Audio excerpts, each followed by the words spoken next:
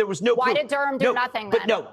They amplified a false conclusion that Trump colluded with Russia in 2016. We had to spend years dealing with that. And now we're actually getting investigation, and you're saying, no, you know what? You guys should just move on. You guys should just move.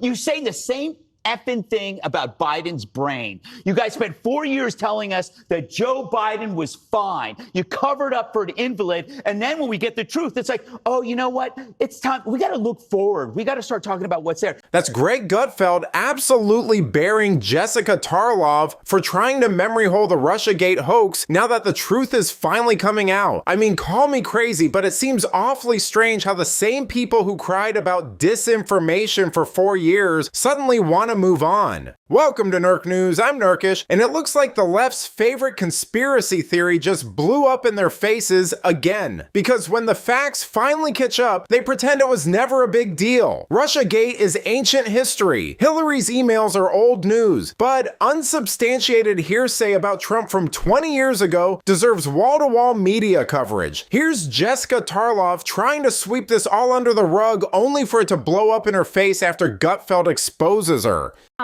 Hillary, and they get activated, and suddenly they won't be mad at Trump anymore for not releasing the Epstein files or whatever he had to do with any of it.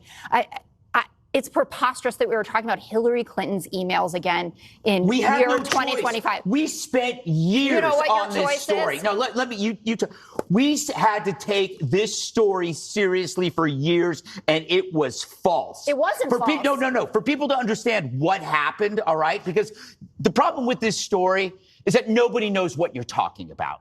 When Trump won in 2016, the intel community concluded that Russia didn't have a hand in his victory. Instead of accepting the inclusion, Obama determined and wanted a new conclusion. So he sent Brennan running to come up with a new conclusion that there was some kind of trivial involvement that then they could feed out to the media. And coincidentally, dozens of news organizations said that Trump was in bed with Putin and that somehow Brennan knew. Brennan knew. How did he know? Why there was no proof. There was no proof. We, unlike Democrats, we can handle 2 things, 3 things, 4 things at once. Doesn't seem like it. No. Have you been listening to the right lately? The right is more on top of Epstein than the Democrats are. The Democrats never cared about Epstein until they saw a political motivation. The right was into the Epstein story because women were being sex trafficked. We actually cared. But now you're like, ooh, Epstein, a political angle. Ooh, this is fantastic. Save me your selective outrage. You know, the left pushed the RussiaGate hoax for 4 solid years, pretending Trump was a Russian asset, leaking lies to the media, and fueling investigations they knew were baseless. And now that it's unraveling, suddenly they want to move on, despite the fact that many on the left still believe it. Just like they did with Biden, protect him for 4 years, then act shocked when the truth leaks out. I mean, this is the same crowd that told us questioning lockdowns or mandates was dangerous. They called unvaccinated Americans selfish, cheered when people lost their jobs, and even laughed about their deaths. But the second the narrative shifted and the facts started catching up, they wanted amnesty, no apologies, no accountability. That's the left's playbook. Push the narrative, silence dissent, and then pretend none of it happened when the whole thing collapses or there's a shift in culture. There are still people, won't surprise you, within the intelligence community who don't want this information to see the light of day. Some of them may be implicated in the crafting of it. Others are concerned about people being embarrassed. Others are concerned about accountability. We have members of the media who were complicit in this from the very beginning, who were leaked early copies of this, or at least lines from this January 2017 Obama manufactured intelligence assessment.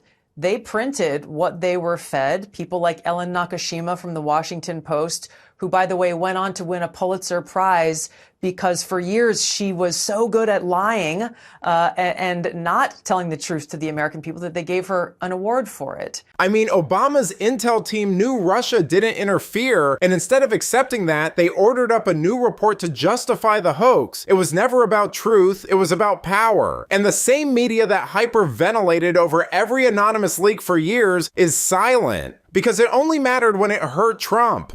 Tulsi's blowing the whistle on how deep this goes. Intel agencies, media, the whole Democrat machine working together. The people who pushed lies, crushed dissent, and cheered for punishments now want grace and forgetfulness. But when their targets were conservatives, they wanted blood. Whether it's a laptop, Biden's mental health, or a fake dossier, they don't care about the facts, they care about control. But let me know what you think. Should the people who push these cover-ups be allowed to just walk away with no accountability? Let me know in the comments, and if you enjoyed this video, please give it a like and subscribe to the channel. That stuff really does help us out. Until then, this has been Nerk News. Thanks for watching. Bye.